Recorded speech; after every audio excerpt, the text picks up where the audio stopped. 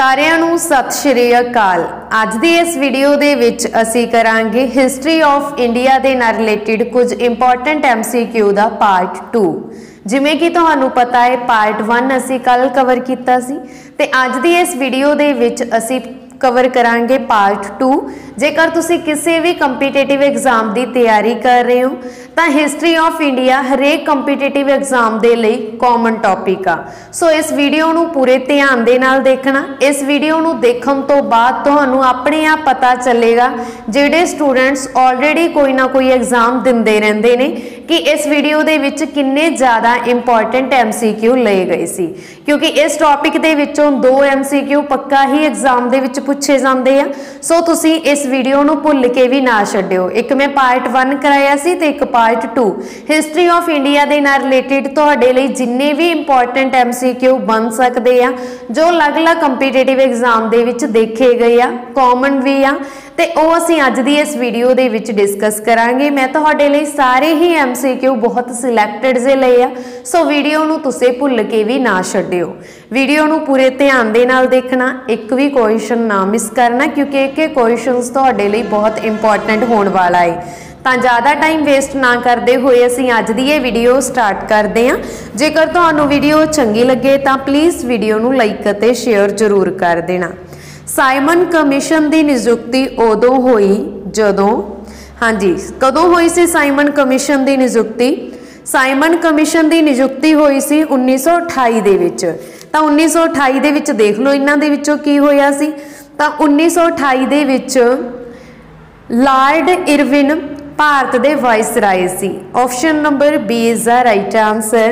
Lord Irwin का जो कार्यकाल सी भारत दे वाइसराय होण दा ਉਹ ਸੀ 1926 ਤੋਂ 1931 तक ਦਾ। ठीक है जी, 1926 ਤੋਂ 1931 तक ਦਾ ਇਹਨਾਂ ਦਾ ਕਾਰਜਕਾਲ ਸੀ ਤੇ ਇਹਨਾਂ ਦੇ ਕਾਰਜਕਾਲ ਸਮੇਂ 1928 ਦੇ ਵਿੱਚ ਸਾਈਮਨ ਕਮਿਸ਼ਨ ਭਾਰਤ ਆਇਆ ਸੀ।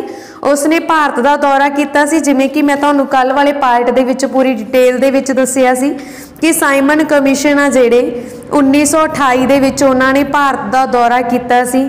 किस कारण किया सीगा ये हुण तुसी कमेंट बॉक्स दे विच लिखोगे, क्योंकि कल मैं तुहानूं करवा चुकी हाँ। ठीक है, तो लॉर्ड इरविन की जे गल करिए इन्हां दे समय विच ही 1930 दे विच सिविल नाफुरमानी अंदोलन जिहड़ा कि दांडी मार्च तो बाद गांधी जी द्वारा शुरू किया गया सी, वो भी इन्हां दे समय ही होया।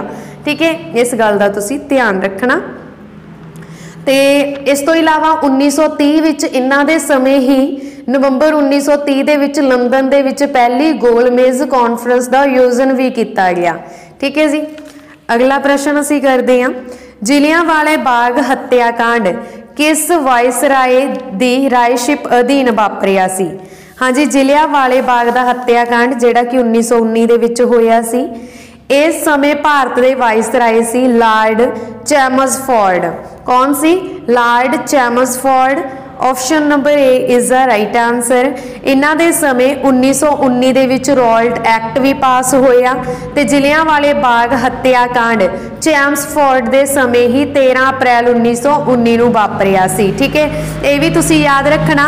ते लॉर्ड चैमसफोर्ड दे समय ही भारत सरकार अधिनियम 1919 ईस्वी दे विच सुधार लिआंदा गया, जां आपां कह सकते हैं मंटेगू दे विच मंटेगू चैमसफोर्ड दे विच सुधार लिआंदा गया। ठीक है, ये भी तुसी याद रखना।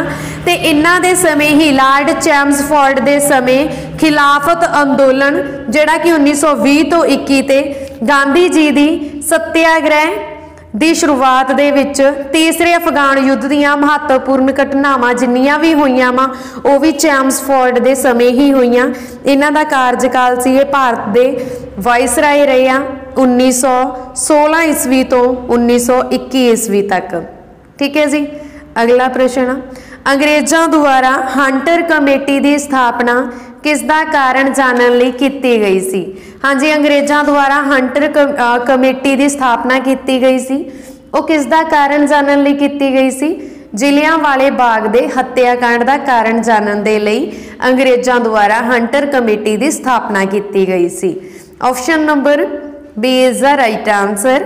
अगला प्रश्न। सन 1932 विच रामसे मैकडोनाल्ड सन 1932 ਦੇ ਵਿੱਚ ਰਾਮਸੇ ਮੈਕਡੋਨਾਲਡ ਦੁਆਰਾ ਇਹਨਾਂ ਵਿੱਚੋਂ ਕਮਿਊਨਲ ਅਵਾਰਡ ਦੇਣ ਵਿੱਚ ਵੱਖਰੇ ਚੋਣ ਮੰਡਲ ਦੀ ਘੋਸ਼ਣਾ ਕੀਤੀ ਗਈ। हाँ जी, किन्ना नूं वखरे चोण मंडल की घोषणा की गई सी, किन्ना नाल रिलेटेड है ये 1932 दे विच जिहड़ी घोषणा हुई आ।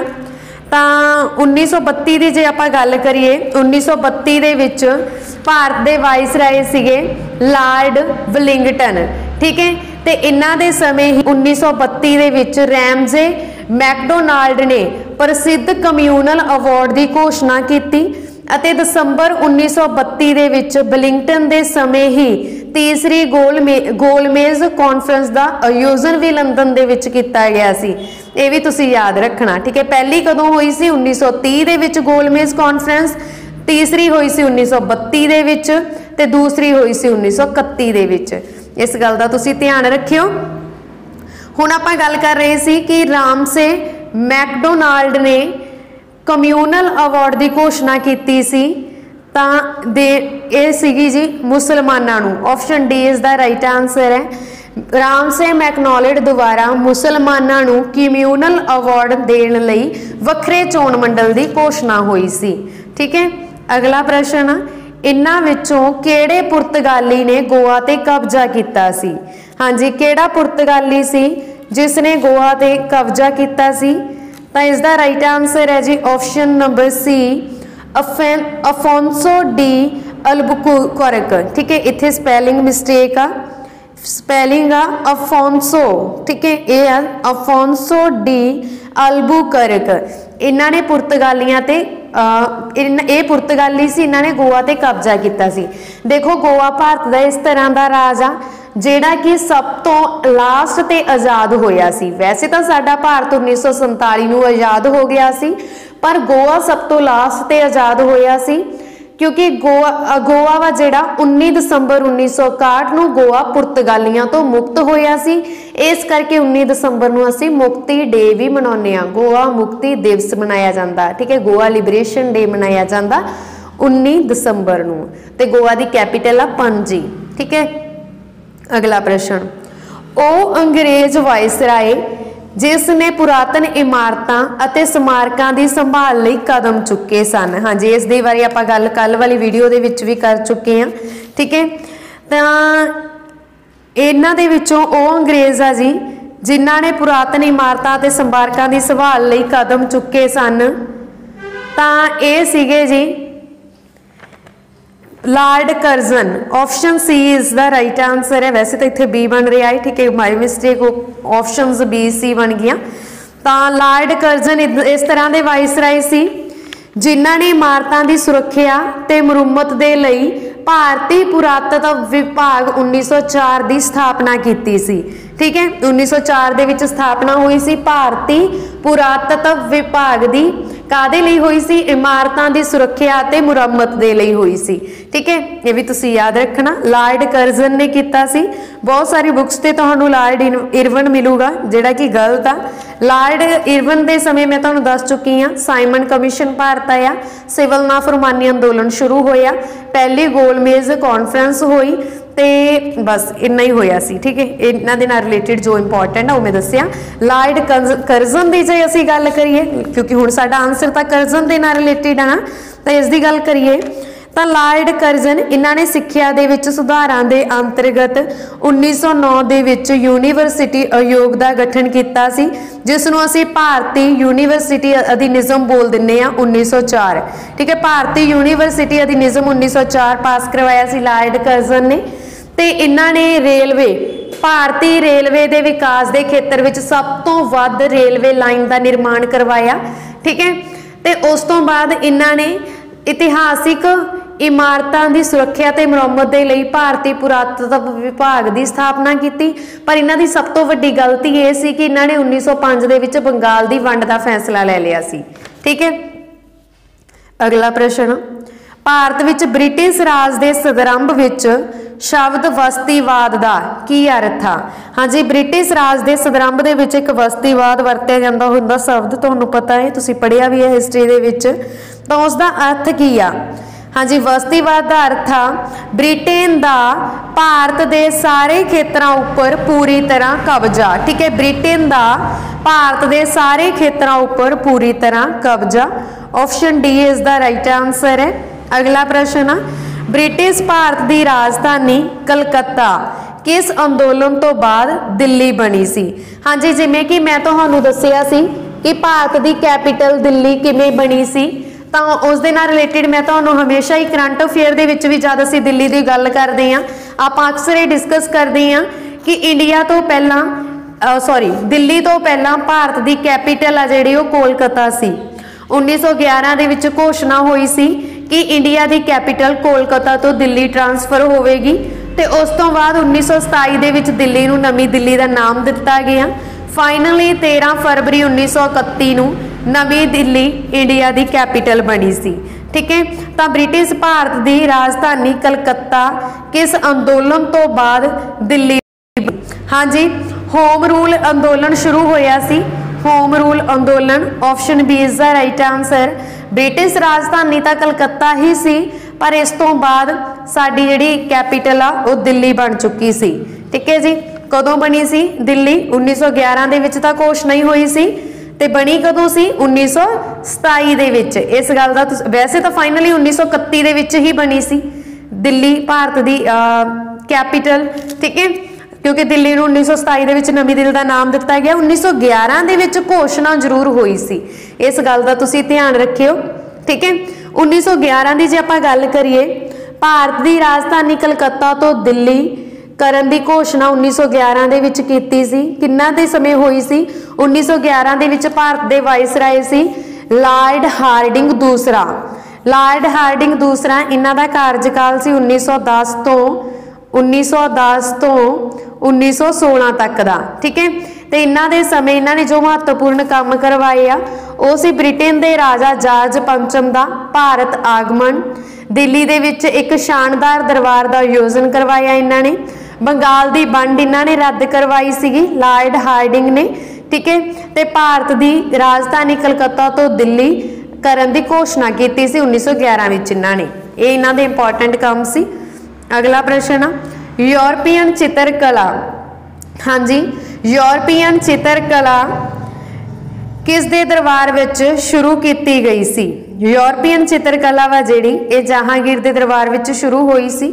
Option C is the right answer. अगला प्रश्न असीं करते हैं, भारत नाल वपारक संबंध स्थापित करने वाला पहला देश किहड़ा सी?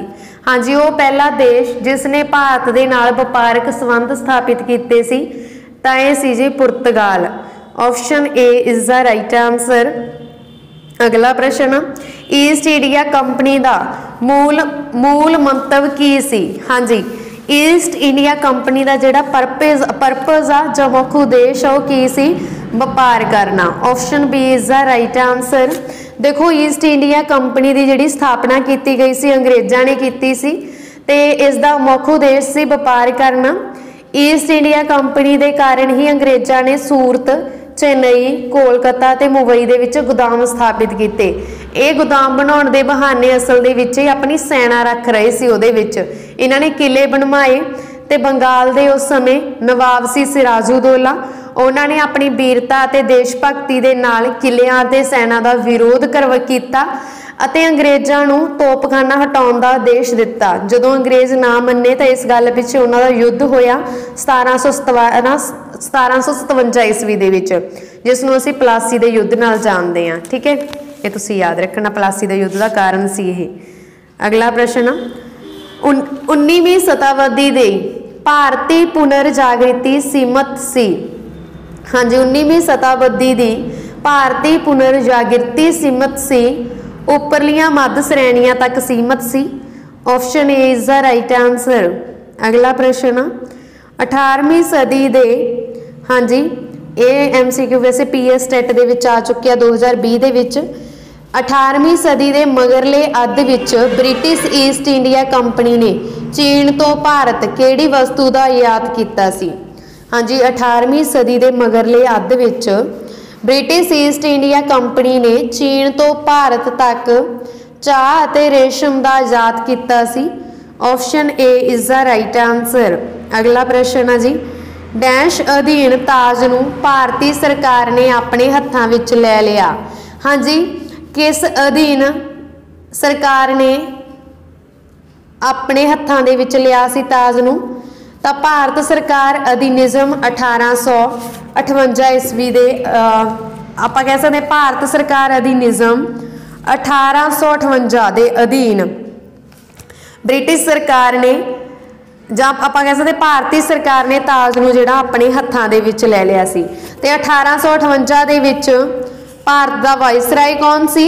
Lord Canning. Lord Canning Bharat के पहले वाइसराय सी। Option B is the right answer है। अगला प्रश्न, सरकार ने आधुनिक सिक्ख्या के प्रसार लई पहला कदम सन डैश विच चुकिया। हाँ जी, सरकार ने आधुनिक सिक्ख्या के प्रसार के लई 1813 ईस्वी दे विच पहला कदम चुकिया। Option B is the right answer.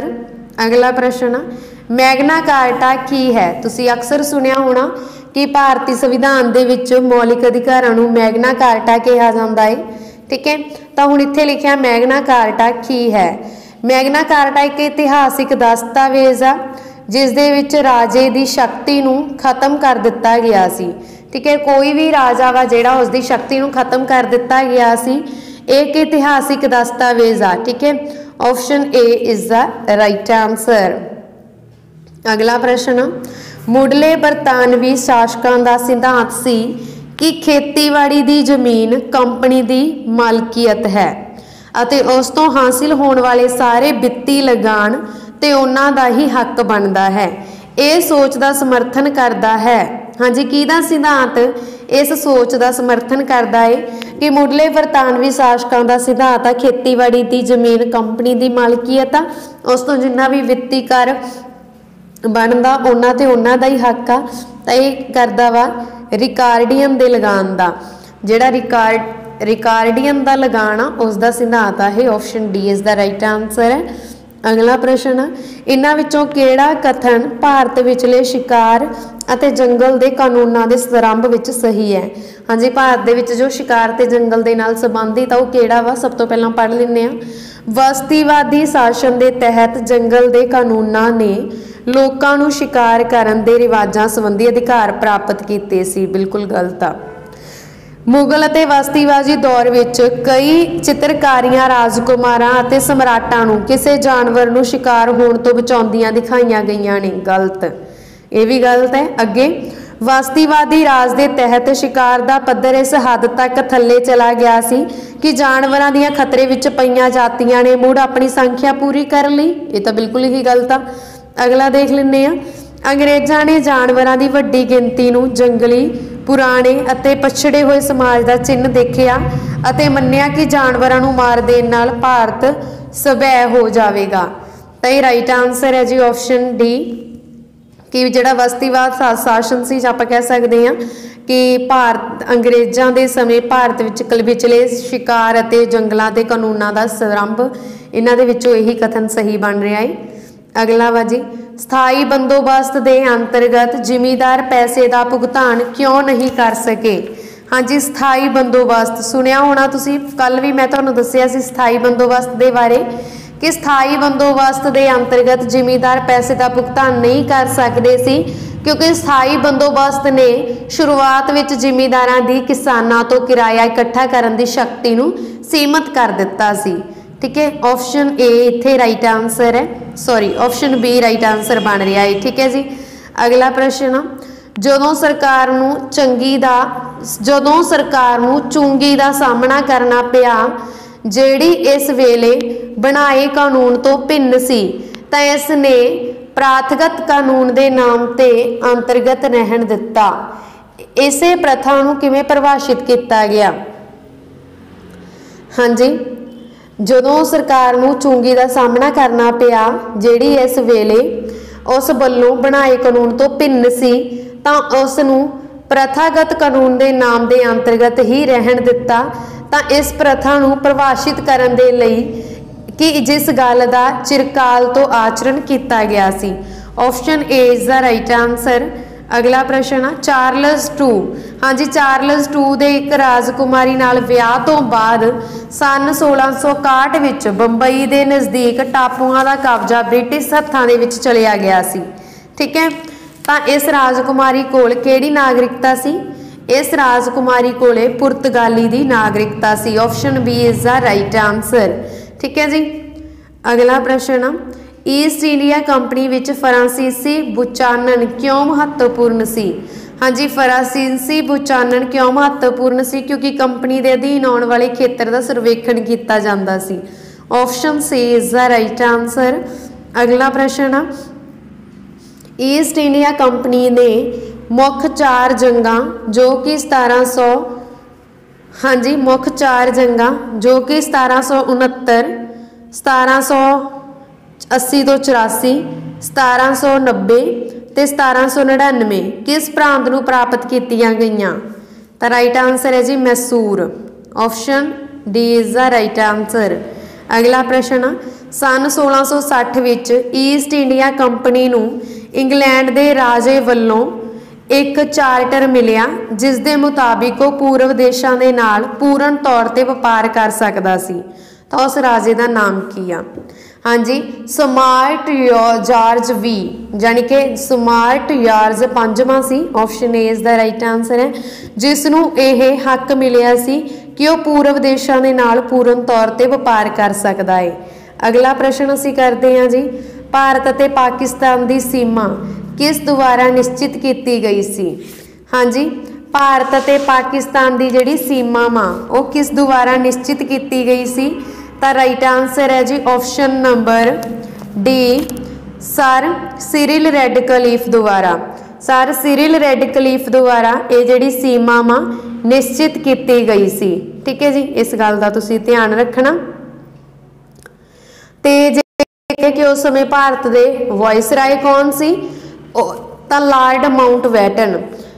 ये भारत के अंतिम वाइसराय और स्वतंत्र भारत का पहला गवर्नर जनरल सी, जिसने 3 जून 1947 को यह घोषणा की सी कि भारत और पाकिस्तान के रूप में भारत की वंड ही समस्या का हल है। तो भारतीय स्वतंत्रता बिल ब्रिटिश संसद में जुलाई 1947 ईस्वी प्रधानमंत्री एटली द्वारा प्रस्तुत किया गया। तो बिल के अनुसार भारत और पाकिस्तान 2 स्वतंत्र राष्ट्रां के निर्माण के वंड दिता गया सी। ठीक है जी। तो जी इस विचकार लाइन बनी आ भारत और पाकिस्तान जो लाइन डिवाइड करती है ना उन्होंने असीं रेडक्लिफ लाइन बोलते हैं। तो किन्ना ने निश्चित की सी? सर सिरिल रेडक्लिफ ने। जेकर असी गल करिए लाइन की तो एक चाइना ते इंडिया नूं भी डिवाइड करती है लाइन, उन्होंने असीं बोलते हैं मैकमोहन लाइन। एक लाइन आ जिहड़ी अफगानिस्तान अते इंडिया नूं डिवाइड करती हैं उन्होंने असीं बोलते हैं डुरंड लाइन। कनेडा ते USA नूं डिवाइड करने वाली लाइन नूं बोलते हैं 49th पैरलर। ठीक है, नॉर्थ कोरिया ते साउथ कोरिया नूं डिवाइड करने वाली नूं बोलते हैं 38th पैरलर। ये भी तुसीं ध्यान च रखना। पाकिस्तान और अफगानिस्तान नूं डिवाइड करने वाली लाइन नूं भी असीं डुरंड लाइन ही बोलते हैं, क्योंकि पहला पाकिस्तान ते अफगानिस्तान सॉरी इंडिया ते अफगानिस्तान की वंड हुई सी, डुरंड लाइन सी वो। ठीक है। अगला प्रश्न हेठ लिखिया विचों सब तो पहला किसने प्रैस सेंसरशिप लागू की? हाँ जी प्रैस सेंसरशिप लागू की सी लॉर्ड वेल्जली ने। किने? लॉर्ड वेल्जली ने प्रैस सेंसरशिप लागू की सी। ये तुसीं याद रखना। Option A is the right answer है। अगला प्रश्न किस मुगल राजे दे समय अंग्रेजी ईस्ट इंडिया कंपनी ने भारत विच अपनी फैक्ट्री खोली सी? हाँ जी जदों ईस्ट इंडिया कंपनी ने अपनी फैक्ट्री खोली सी उस समय भारत के सम्राट सी Jahangir. Option B is the right answer. अगला प्रश्न भारतीय रियासतां विच लैप्स की नीति नूं किसने लागू किया? हाँ जी लैप्स की नीति जिवें कि आपां अज पहलां भी प्रश्न किया, कल भी मैं तुहानूं दस्सिया जिहड़ी लैप्स की नीति आ इहनूं किन्ना ने लागू किया सी? लॉर्ड डलहौजी ने। Option B is the right answer. Lord Dalhousie आ जेकर इन्हों आपां गल करिए लॉर्ड डलहौजी की तो इन्हों रेलवे का जनक मन्निया जाता, क्योंकि इन्हों के ही जतना सदका महाराष्ट्र के बंबई तो ठाणे तक पहली रेल आ जिहड़ी वो चलाई गई सी 1853 ਦੇ ਵਿੱਚ, ठीक है। तो लॉर्ड डलहौजी का कार्यकाल कदों का सी? भारत के गवर्नर जनरल रहे सी 1848 तो 1856 ईस्वी तक, ठीक है। इस गल का तुसीं ध्यान रखना। तो इन्हां दे कारज विच लैप्स की नीति है जिहड़ी वो शुरू की गई सी। इस तो इलावा इन्होंने रुड़की का इंजीनियरिंग कॉलेज भी बनाया, ठीक है। तो इन्होंने सर्वजनक निर्माण विभाग की स्थापना भी की। इन्होंने शिमला नूं गर्मियां की राजधानी बनाया।